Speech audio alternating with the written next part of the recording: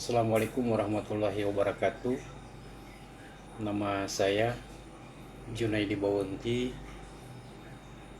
mahasiswa program studi Ahwal Usasia pasca sarjana YIN Manado, yang dalam kesempatan hari ini akan menyampaikan penjelasan tentang hak asuh anak ketika pasca perceraian dari kedua orang tua.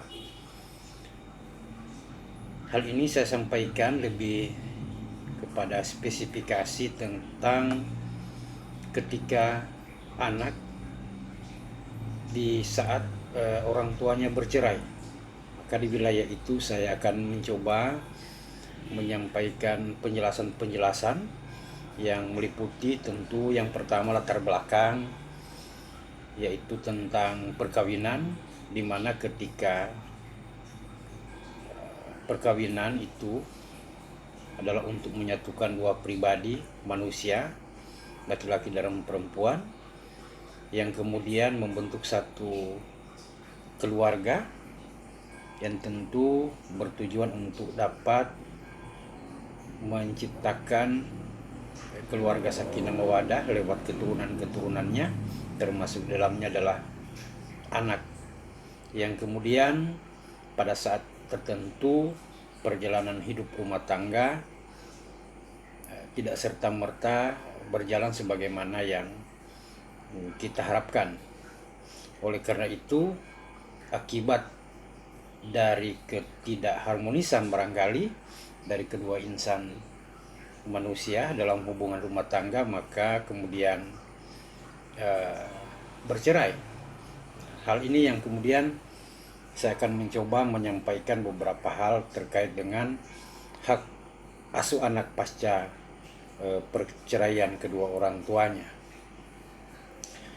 Yang secara umum dalam praktek peradilan tentu anak yang berumur di bawah 10 tahun pengasuhnya atau perwaliannya diserahkan kepada orang tua perempuannya atau ibunya bagi anak yang berumur di bawah 10 tahun.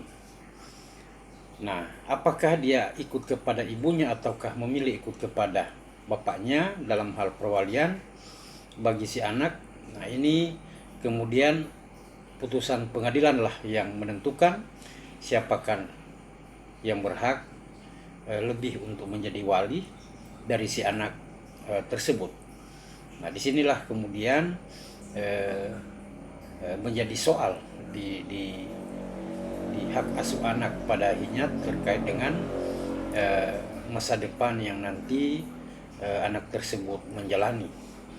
Nah, di rumusan masalah ada dua hal ya. Yang pertama sebagai sebuah persoalan, yaitu hak asuh anak pasca perceraian. Yang kemudian kedua, bagaimana hak dan kedudukan anak setelah perceraian orang tuanya.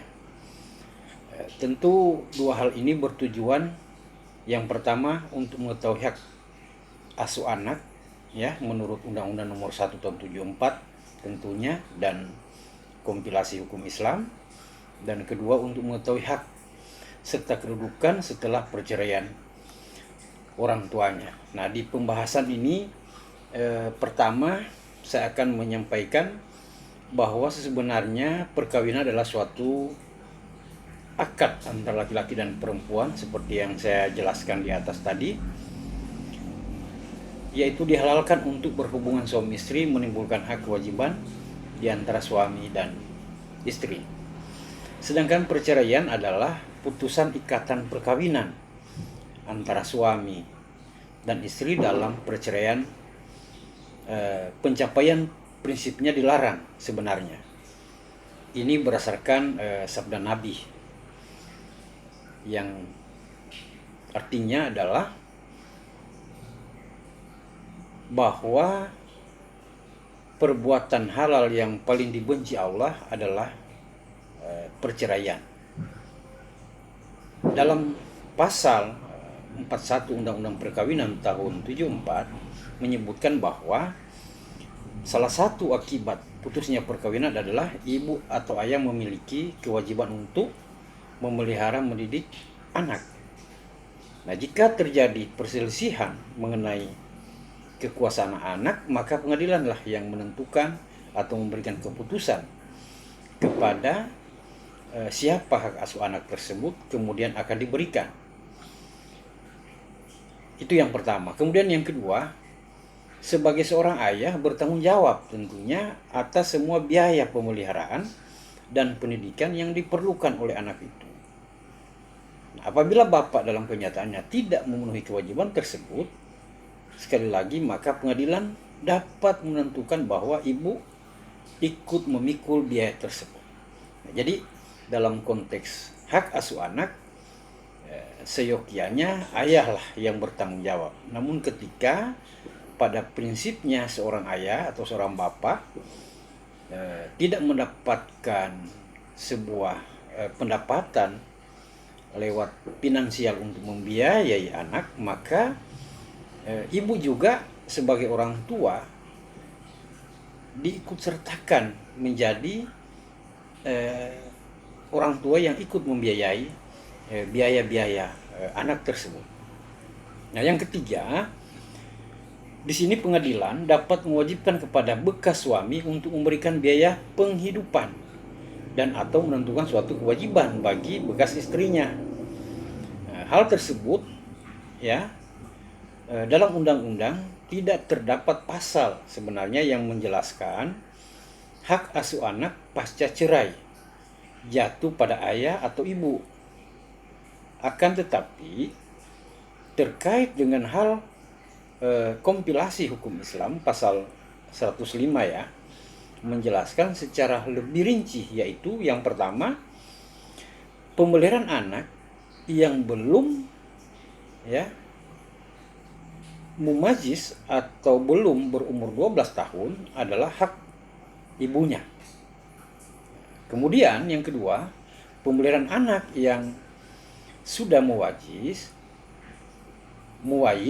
diserahkan kepada si anak atau memilih di antara ayah dan atau ibunya sebagai pemegang hak pemeliharaannya. Kemudian yang ketiga, biaya pemeliharaan ditanggung oleh ayahnya, sama seperti yang saya jelaskan tadi. Dari penjelasan ini bisa diambil kesimpulan bahwa hak asuh anak pasca perceraian orang tua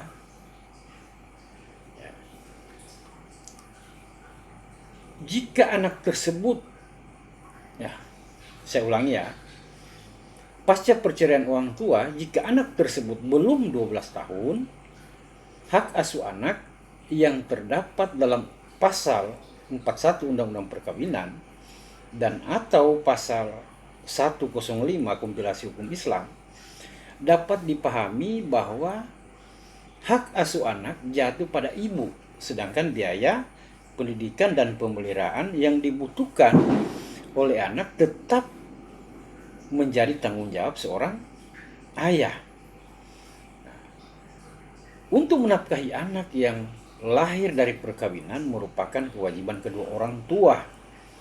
Hal ini sesuai dengan ketentuan pasal 45 ayat 1 dan ayat 2 Undang-Undang Nomor 1 Tahun 74 tentang perkawinan, yaitu yang pertama, kedua orang tua itu wajib memelihara dan mendidik anak mereka sebaik-baiknya.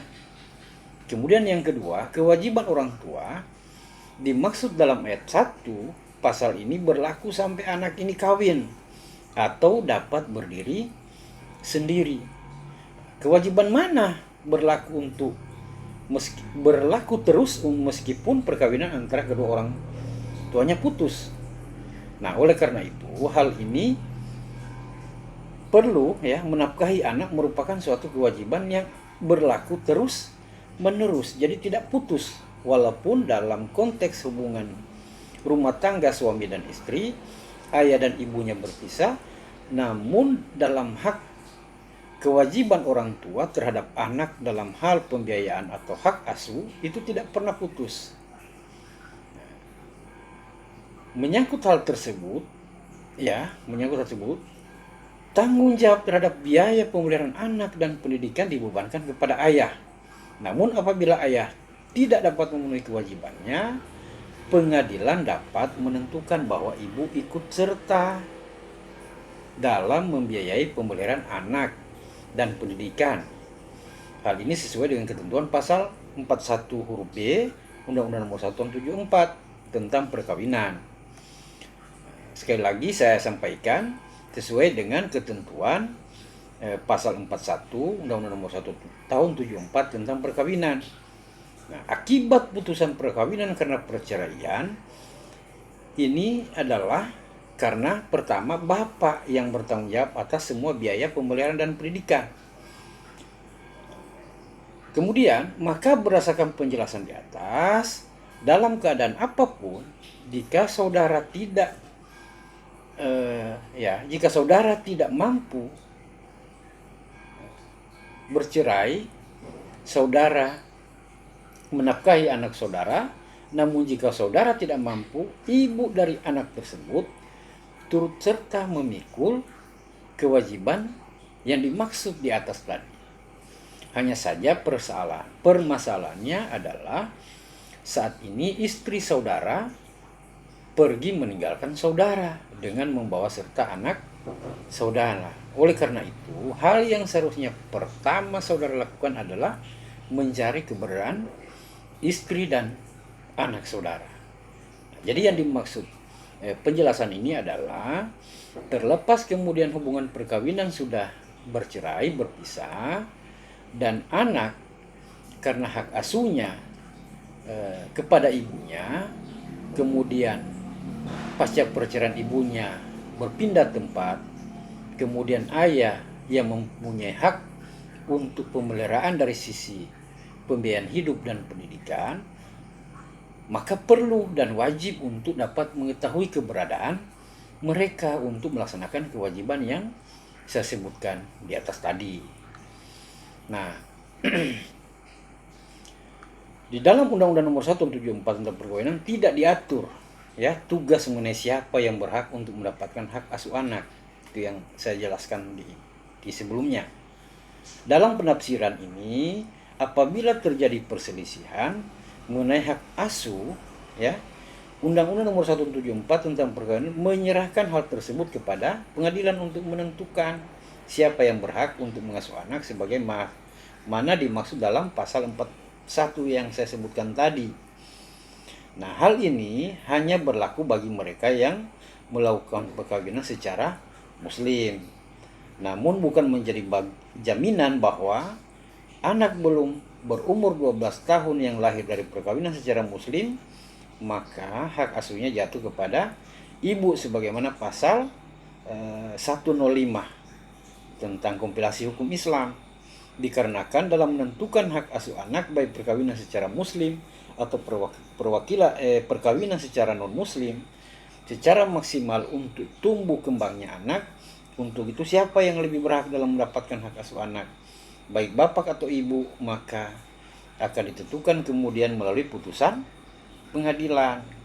Hal ini sesuai dengan pasal 41 huruf A Undang-Undang Nomor 1 Tahun 74 tentang perkawinan.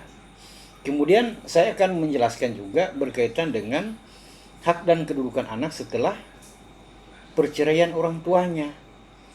Nah, kita ketahui bersama anak merupakan persoalan yang selalu menjadi perhatian sebagai elemen masyarakat, sebagaimana kedudukan dan haknya dalam keluarga dan sebagaimana seharusnya ia diperlakukan oleh kedua orang tuanya.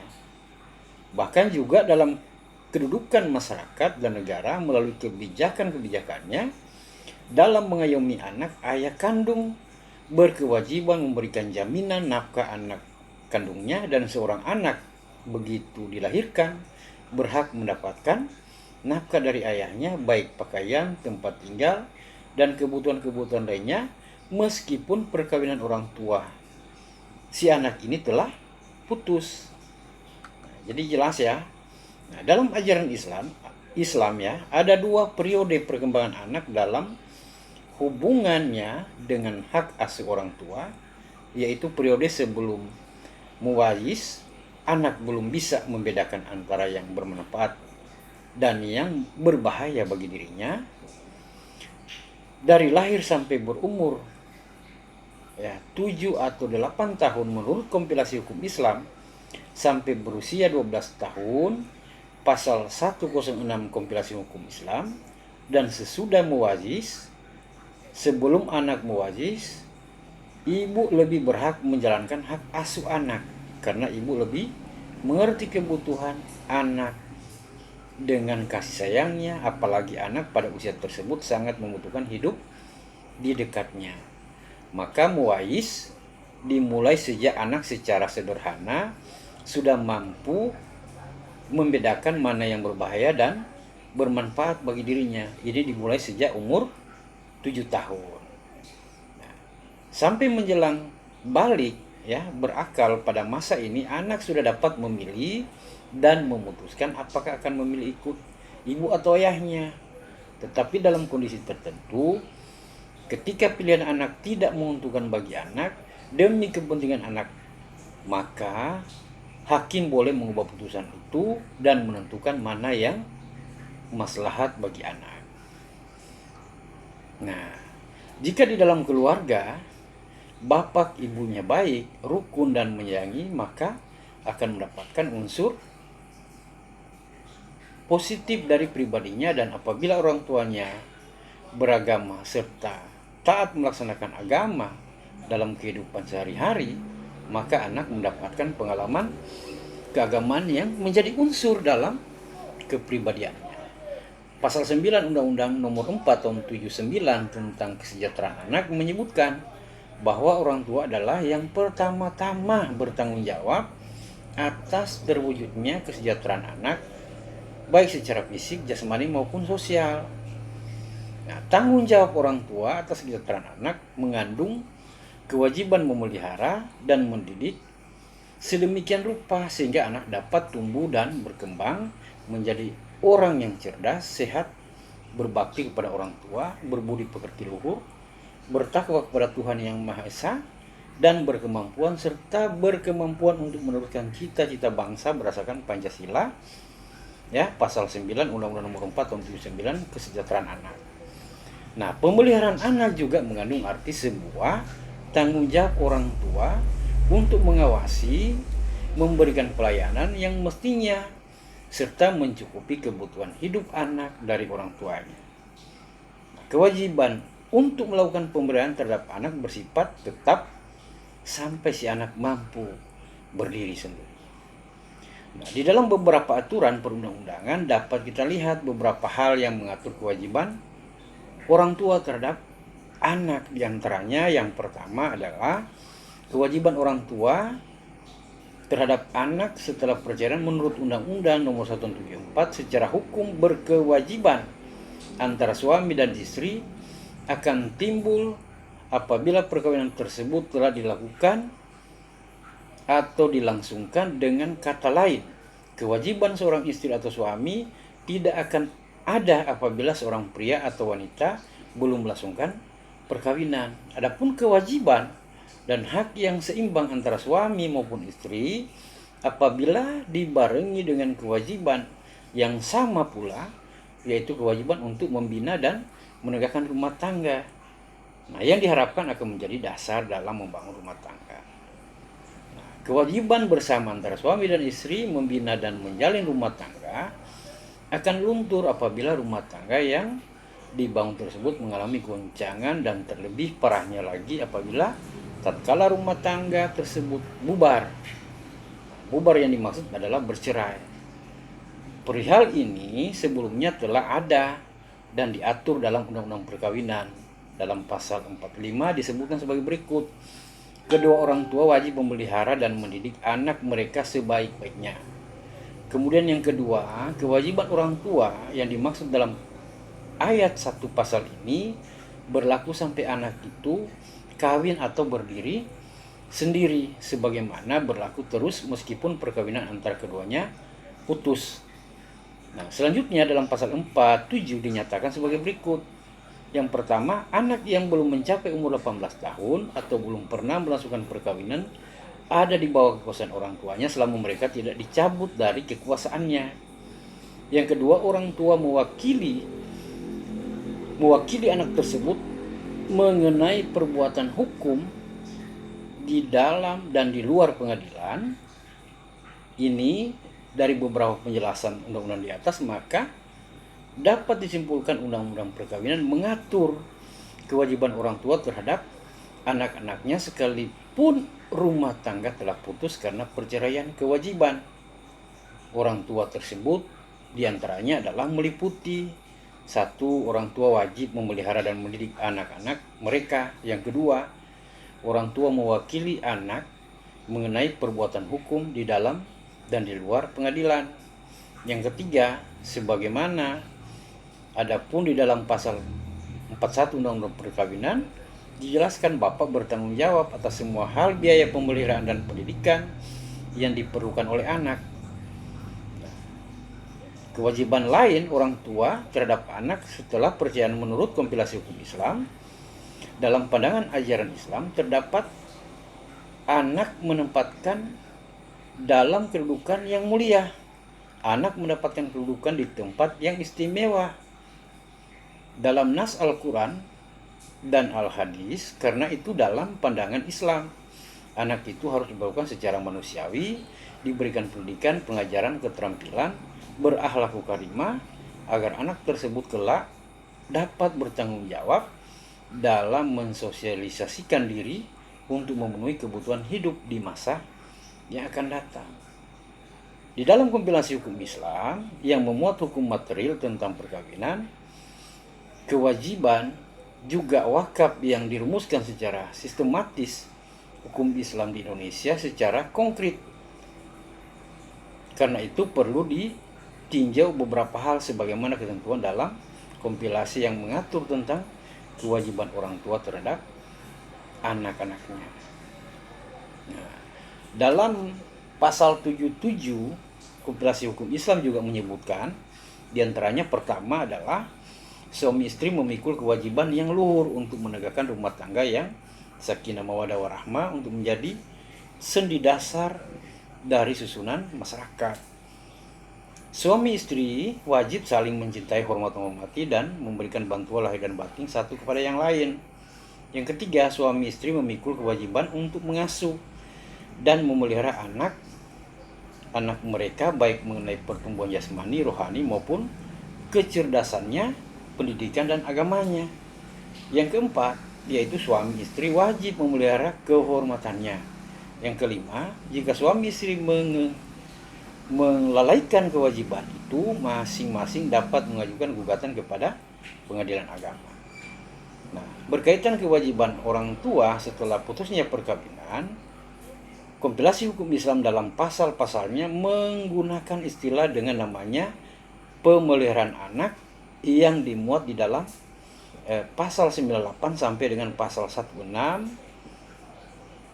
Tetapi secara eksplisit, pasal yang mengatur kewajiban pemeliharaan anak jika adanya perceraian hanya terdapat dalam pasal 105 dan pasal 106.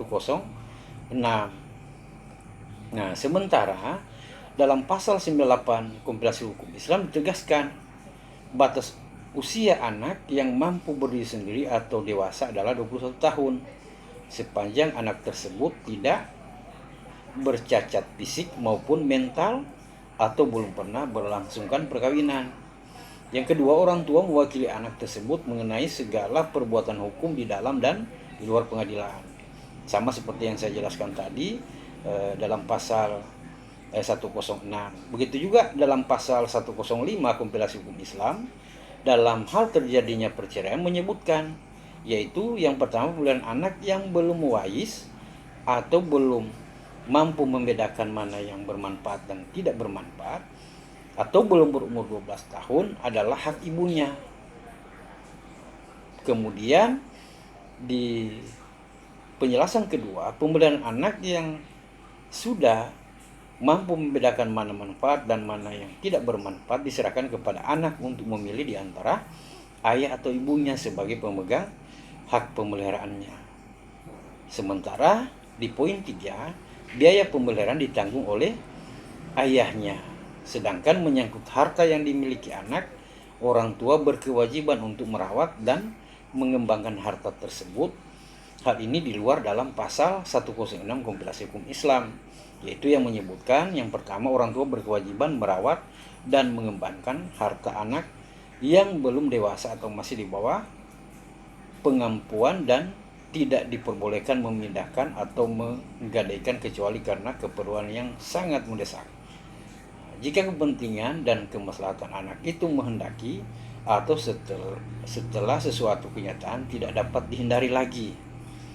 Nah, orang tua di poin 2 bertanggung jawab atas kerugian yang ditimbulkan karena kesalahan dan kelalaian dari kewajibannya tersebut. Nah, teman-teman sekalian, pasal-pasal yang terdapat dalam kompilasi hukum Islam ini tentang hadana menegaskan bahwa kewajiban pengasuhan material dan non-material kepada anak merupakan hal yang tidak dapat dipisahkan suatu dengan yang lainnya. Lebih lagi, kompilasi hukum Islam membagi tugas yang harus dilakukan orang tua sekalipun mereka telah berpisah. Anak yang belum muwajiz atau belum mampu membedakan mana yang baik, mana yang buruk, tetap diasuh oleh ibunya, sedangkan pembiayaan tetap menjadi tanggung jawab dan kewajiban dari seorang ayah. Nah, kesimpulannya, dalam pasal 41 Undang-Undang 1974 menyebutkan bahwa salah satu akibat dari putusnya perkawinan adalah ibu atau ayah memiliki kewajiban untuk memelihara dan mendidik anak-anak mereka. Dan apabila terjadi perselisihan mengenai penguasaan anak, maka dikembalikan ke pengadilan yang akan memberikan keputusan kepada siapa hak asuh anak tersebut, kemudian akan diberikan. Kemudian kesimpulan yang kedua adalah ayah yang bertanggung jawab atas semua biaya pemeliharaan dan pendidikan yang diperlukan oleh anak itu. Namun apabila dalam kenyataannya tidak dapat terpenuhi kewajiban tersebut, pengadilan dapat menentukan bahwa ibu ikut serta memikul biaya tersebut. Yang ketiga, pengadilan dapat mewajibkan kepada bekas suami untuk memberikan biaya penghidupan dan atau menentukan kewajiban bekas istrinya. Nah, anak merupakan persoalan yang menjadi perhatian sebagai elemen masyarakat, sebagai kedudukan dan hak-haknya dalam keluarga, dan sebagaimana seharusnya ia diperlakukan oleh kedua orang tuanya. Bahkan juga dalam kehidupan masyarakat dan negara, melalui kewajiban kebijakan dalam mengayomi anak, ayah kandung berkewajiban memberikan jaminan nafkah anak kandungnya, dan seorang anak begitu dilahirkan berhak mendapatkan nafkah dari ayahnya, baik pakaian, tempat tinggal, dan kebutuhan-kebutuhan lainnya, meskipun perkawinan orang tuanya telah putus atau bercerai. Nah, sahabat-sahabat sekalian, ini yang bisa saya sampaikan terkait tema berkaitan hak asuh seorang anak atau hadana dalam hal ketika orang tuanya bercerai. Nah, semoga penyampaian ini, pembahasan ini bermanfaat untuk saya pribadi, bermanfaat untuk kita semua. Semoga kedepannya kita akan bertemu kembali. Salam sehat. Assalamualaikum warahmatullahi wabarakatuh.